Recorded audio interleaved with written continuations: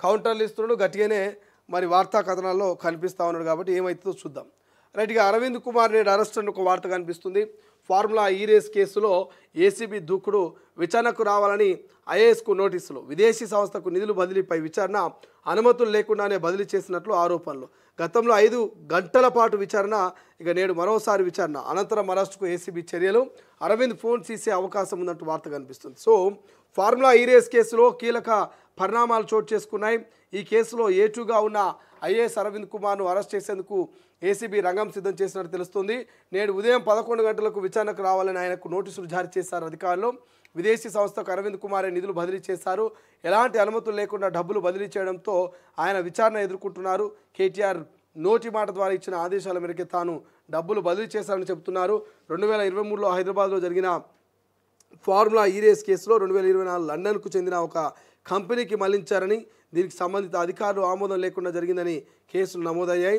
ఈ అక్రమాల వల్లే హెచ్ఎండిఏకు అదనంగా మరొక 8.6 కోట్ల అదనపు పన్ను భారం పడిందని ప్రభుత్వం గుర్తించింది.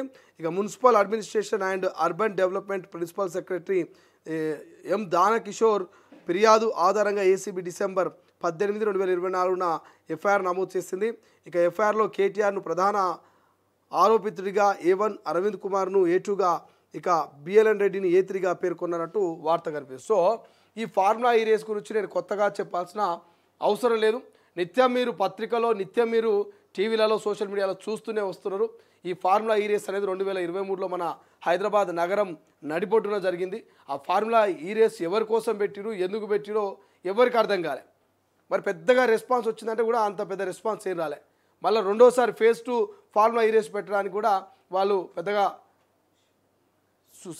ఎవరైతే పెట్టడానికి ఈ ఫార్ములా ఈ రేస్ ఏవైతుందో దాన్ని మరి అక్కడ ఏర్పాటు చేయడానికి ఈ కాంగ్రెస్ ప్రభుత్వం పెద్దగా ఆసక్తి చూపించలేదు. ఆ కంపెనీ కూడా వచ్చి ఏర్పాటు చేయడానికి, నిర్వహించడానికి, రేసు నిర్వహించడానికి పెద్దగా ఆసక్తి కూడా కలిపేనట్టు తెలుస్తున్నది. బట్ ఏదేమైనా ఈ ఫార్ములా ఈ రేస్ కేసులో ఎప్పుడైతే దాదాపు 50 కోట్ల రూపాయలు మరి విదేశీ కంపెనీలకు without cabinet permission, without intimation Arvind Kumar కావచ్చు, కేటీఆర్ ఎప్పుడైతే పంపిణీ చేసిరో, పంపించిర్రో, మరి వితౌట్ ఆర్బీఐ ఇన్ఫర్మేషన్, ఎవరి ఇన్ఫర్మేషన్ లేకుండా, ఎవరికి ఆర్బీఐ నుంచి పర్మిషన్ లేకుండా, ఆర్బీఐకి తెలియకుండా, ఇక్కడ మరి క్యాబినెట్ ఆమోదం లేకుండా, అంటే క్యాబినెట్ నుంచి కనీసం పర్మిషన్లు తీసుకోకుండా విదేశీ కంపెనీలకు పంపినటువంటి డబ్బుల విషయంలో ఏసీబీ అధికారులు మరి ఇక్కడ అవినీతి జరిగింది, అక్రమాలకు పాల్పడినటువంటి నేపథ్యంలో ఏసీబీ ఎంట్రీ ఇవ్వడం, A1గా కేటీఆర్, A2గా అరవింద్ కుమార్, A3గా బిఎల్ఎన్ రెడ్డిని చేరుస్తూ ఒకరి తర్వాత ఒకరు విచారిస్తూనే ఉంది.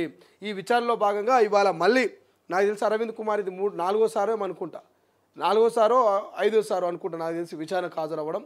సో ఇవాళ మాత్రం అరవింద్ కుమార్ ఫోన్ సీజ్ చేసి పూర్తి డేటాను తీసుకొని మొట్టమొదటి అరెస్టు ఇవాళ అరవింద్ కుమార్ని చేసేటువంటి ఛాన్స్ అయితే కనబడుతోంది. మనం పెట్టినటువంటి పోల్లో కూడా అరవింద్ కుమార్ కంటే ముందు కేటీఆర్ని అరెస్ట్ చేయాలంటున్నారు తెలంగాణ ప్రజలు. అరవింద్ కుమార్ని కాదు, కేటీఆర్ని మొదట అరెస్ట్ చేయాలంటారు. 456 మంది ఓటు చేస్తే అందులో 67% మంది చూడండి మరి కేటీఆర్ని అరెస్టా, అరవింద్ కుమార్ అరెస్టా, ఏమి చెప్పలేము, ఏమైనా జరగవచ్చా అని అంటే అరవింద్ కుమార్ అరెస్టు తక్కువనే కానీ కేటీఆర్ అరెస్ట్ ఉండేటువంటి అవకాశం ఉందని చెప్పేసి చెప్తున్నారు. సో అట్లా నడుస్తున్నది కథ. ఏం నడుస్తుందంటే అట్లా నడుస్తున్నది కథ. సో మొత్తం మీద అయితే ఈ ఫార్ములా కేసులు ఎవరిని అరెస్ట్ చేస్తారంటే కేటీఆర్ని అరెస్ట్ చేయాలని చెప్పేసి సో తెలంగాణ ప్రజలు కూడా పెద్ద ఎత్తున చెప్తున్నటువంటి పరిస్థితి. చూద్దాం ఏం జరుగుతుందో తెలియదు. కానీ ఇవాళ మాత్రం అరవింద్ కుమార్ దగ్గర మరి పూర్తి సమాచారం తీసుకొని ఫోన్ సీజ్ చేసి ఆ ఫోన్లో ఉన్నటువంటి డేటాను మరి పూర్తి స్థాయిలో పరిశీలన చేసిన తర్వాత ఫస్ట్ అరెస్టు ఫార్ములా ఈ రేస్ కేసులో అరవింద్ కుమార్ది ఉండే ఛాన్సు అని చెప్పేసి ఉందని చెప్పేసి కొంత విశ్లేషకులు అయితే చెప్తా ఉన్నారు.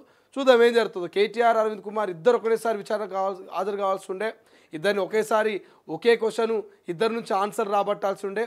బట్ ఎందుకో తెలియదు కానీ మరి అరవింద్ కుమార్ని వాళ్ళు విచారిస్తున్నారు. మళ్ళీ కేటీఆర్ తర్వాత విచారించేటువంటి అవకాశం అయితే కనబడుతున్నది. కొంత దూకుడు అయితే పెంచింది ఏసీబీ అధికారులు, దూకుడు పెంచారు. ఇక అరెస్ట్ అయితే పక్కా ఉండే ఛాన్స్ కనబడుతుంది. రైట్.